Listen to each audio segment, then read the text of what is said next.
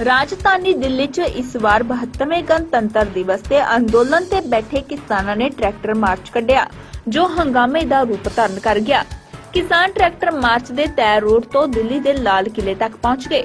इस घटना ते पहली बार दिल्ली दे मुख्य मंत्री अरविंद केजरीवाल दी प्रतिक्रिया सामने आई है।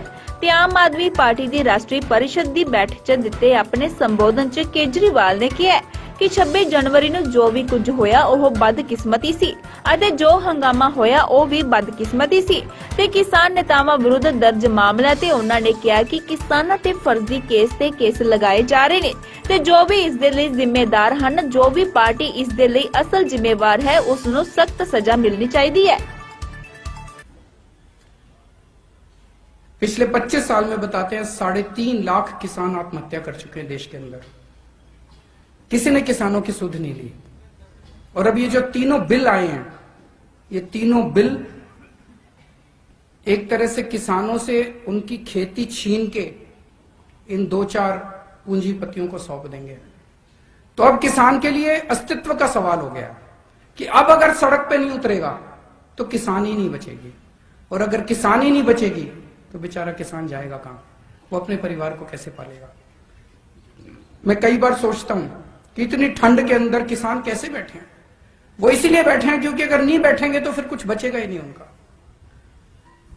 26 जनवरी को जो कुछ भी हुआ वो दुर्भाग्यपूर्ण था। जो हिंसा हुई वो दुर्भाग्यपूर्ण थी। जो भी उसके लिए जिम्मेदार हैं, और जो जिम्मेदार हैं वो जिस तरह से फर्जी केस पे केस लगा रहे हैं वो नहीं, जो भी उसके लिए असल में जिम्मेदार हैं, जो भी पार्टी उसके लिए असल में जिम्मेदार है, उसको सख्त से सख्त सजा मिलनी चाहिए। लेकिन उस दिन हिंसा हुई, इस वजह से किसानों के मुद्दे नहीं खत्म हो गए। मुद्दे आज भी बरकरार है। जिस मुद्दों की वजह से वो 60 दिन से बेचारे बैठे हैं, वो मुद्दे नहीं खत्म हो गए। कह रहे हैं हम तो आंदोलन खत्म। आंदोलन कैसे खत्म? वो किसानों की जो दुखती समस्या है वो तो आज भी है। तो वो आंदोलन खत्म नहीं हो सकता, वो उनके मुद्दे खत्म नहीं हो सकते। और जिस देश का किसान दुखी है वो देश कभी भी सुखी नहीं हो सकता।